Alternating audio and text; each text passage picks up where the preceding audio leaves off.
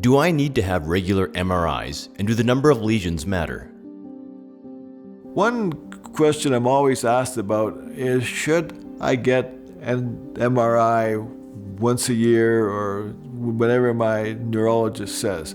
And I always say there's no real need for an MRI after you've been diagnosed with MS. The MRI does provide a good way of diagnosing MS. They see various lesions in the brain, which are just spots where you're having inflammation.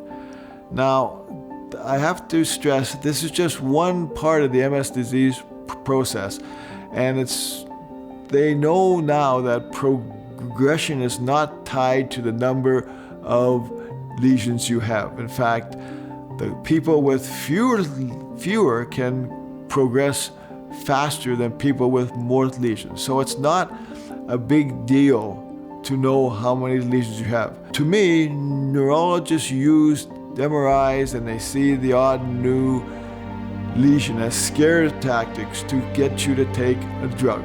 That's what neurologists do. They sell drugs and they promote drugs. And one of the best ways they can do this is to have an MRI. Oh, look, you have a few new lesions, you better take a drug.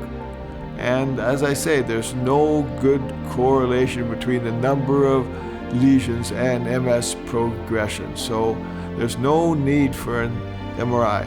You judge your progression of your MS on your physical symptoms. How are you feeling? Are you getting more symptoms? Are your symptoms getting worse?